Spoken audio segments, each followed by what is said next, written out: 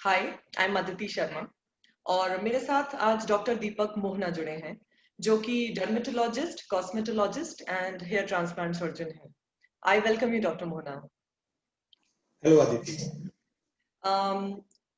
आज बहुत important topic पे मैं आपसे बात करना चाहती हूँ, which is hair fall and rains. काफी दिनों से सीजनल हेयर फॉल की बात हो रही है। काफी सारे लोग हैं, शायद हर घर में हेयर फॉल की समस्या फेस करते हैं लोग।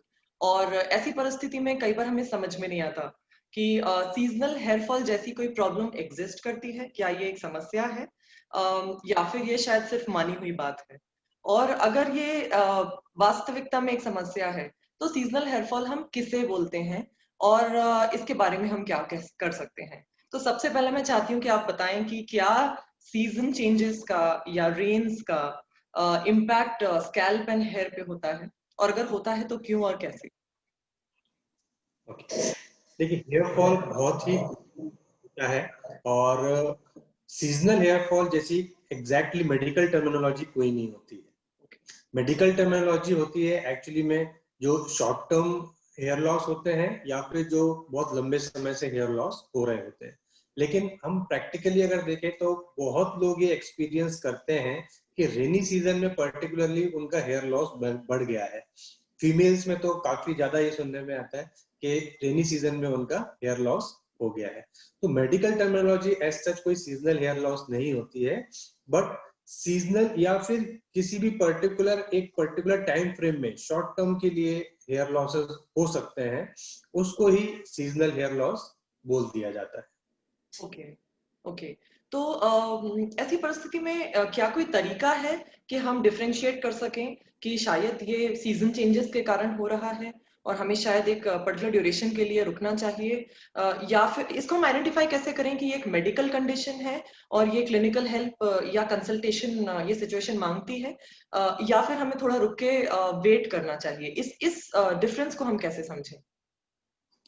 इस डिफरेंस को हम ऐसे समझ सकते हैं कि अगर किसी को हेयर लॉस 1 महीने से ज्यादा हो रहा है, अगर 1 महीने से ज्यादा हेयर लॉस हो रहा है और अगर उनके hairs more than 50 hairs per day shed हो रहे हैं और वो अप्रिशिएट कर रहे हैं कि उनका हेयर वॉल्यूम धीरे धीरे करके कम होता जा रहा है, तो इसको उनको आइडेंटिफाई कर लेना चाहिए कि ये सिर्फ सीजनल हेयर लॉस या शॉर्ट टर्म हेयर लॉस ही नहीं होता। शॉर्ट टर्म हेयर लॉस का मतलब हेयर साइकिल एक ऐसे कंडीशन में प्रेसिपिटेट होना कि एक कुछ पर्टिकुलर नंबर ऑफ हेयर्स एकदम से शेड हो जाए और फिर वो वापस हेयर ग्रो भी हो जाए। लेकिन जब ये over the period of time होने लगता है तो हेयर वॉल्यूम धीरे धीरे कम होने लगता है। तो उस समय पे ये समझ जाना चाहिए कि अब समय आ गया है कि डर्मेटोलॉजिस्ट से जल्दी कंसल्ट कर लें, जिससे हेयर लॉस ज्यादा बढ़े नहीं। जी।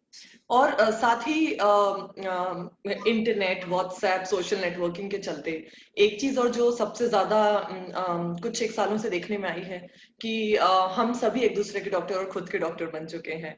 बहुत सारी हाउस होल्ड रेमेडीज हैं जो लोग एक दूसरे को ग्रुप्स पे रेकमेंड करते हैं। पर साथ में एक कंसर्न भी है क्योंकि हर किसी का स्कैल्प टाइप एक जैसा नहीं होता, बॉडी टाइप एक जैसा नहीं होता, lifestyle, nutrition, sleep cycle, exercise regime एक जैसा नहीं होता, साथ में हेयर की क्वालिटी एक जैसी नहीं होती। तो जैसे कि फूड के बारे में कहते हैं, right, that different kinds of foods act differently on different people. Similarly अलग तरह के ऑयल्स, अलग तरह की रेमेडीज भी शायद अलग अलग स्कैल्प पे अलग अलग तरह से काम करती हैं, पर इस फर्क को शायद हम भूल जाते हैं। तो आपसे दो क्वेश्चंस पूछना चाहूंगी। पहली बात तो ये कि क्या हाउस होल्ड रेमेडीज फॉलो करना चाहिए? अगर हाँ, तो ऐसी कौन सी हाउस होल्ड रेमेडीज हैं जो हेयर फॉल में लाभदायक है, और ऐसी कौन सी हैं जो हमें डेफिनेटली अवॉइड करना चाहिए पर फिर भी आपकी प्रैक्टिस के चलते आपने देखा है कि गलत है तो भी लोग करते हैं क्योंकि शायद उन्हें जानकारी नहीं है। उसके लिए सबसे पहला तो आपको मेरा रिकमेंडेशन है कि गूगल डॉक्टर्स, इंटरनेट डॉक्टर्स नहीं बनना चाहिए।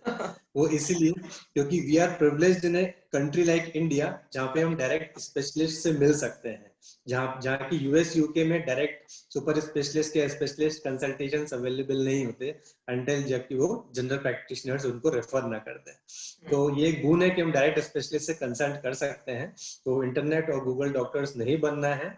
अब जैसे ही आप यूट्यूब खोलेंगे या गूगल पे सर्च करेंगे या नेट पे सर्च करेंगे, उसमें आप देखेंगे कि प्याज का रस लगाइए इससे बाल उग जाते हैं, अंडे लगाइए इससे बाल उग जाते हैं, और बहुत सारे अनलिमिटेड रेमेडीज जो है बताई जाती है। सबसे पहली चीज इसमें ये भी है कि जो भी फूड आइटम्स हैं वो हमको लगाना नहीं है, वो खाना है। वो इसीलिए क्योंकि स्किन इतनी परमेबल नहीं होती कि वो जो उसके इंग्रेडिएंट्स हैं वो स्किन में पेनिट्रेट भी कर जाएंगे और हेयर रूट्स तक पहुंच जाएंगे। ऐसा तो नहीं होगा ना। हेयर रूट्स, और अगर हेयर हेल्थ की इंपॉर्टेंस है तो वो ये है कि हेयर रूट्स में स्ट्रेंथ आनी चाहिए, और हेयर रूट्स में स्ट्रेंथ तभी आ सकती है जब वो इंग्रेडिएंट्स हमारे बॉडी के अंदर पहुंचे। तो वो इंग्रेडिएंट्स जितने भी इंटरनेट पे लगाने की बात होती है वो सभी को खाना है। उसको जब हम ओरल इनटेक करेंगे तो वो कहीं ना कहीं हमारे ब्लड सर्कुलेट होकर हेयर रूट्स तक पहुंचेंगे। दूसरा, आपने पूछा कि क्या नहीं लगाना है। जी।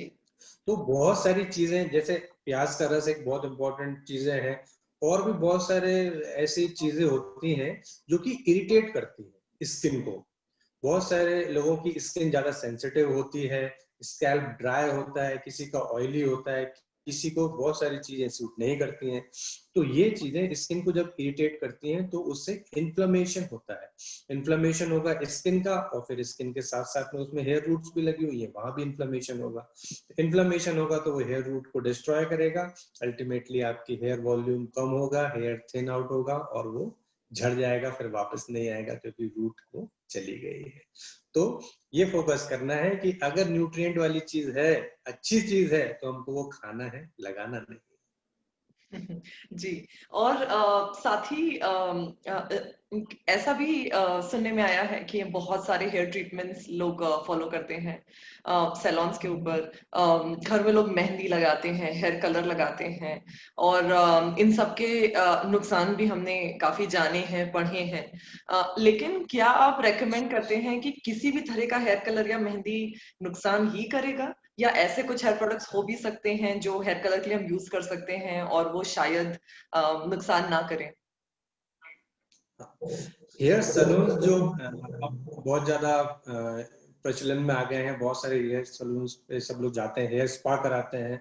तो ये बेसिकली जो दूसरी चीजें थी, जैसे हेयर सलून, हेयर स्ट्रेटनिंग, इन सभी से कहीं ना कहीं हेयर शाफ्ट्स को डैमेज होता है। तो बाल उससे नुकसान जो होते हैं, जैसे कि आप ये मान के चले कि हम अपने कपड़ों को आयन करते हैं, और अगर वो थोड़ा सा ही आयन हमारे हाथ पे लग जाता है तो कितना तेज जलता है।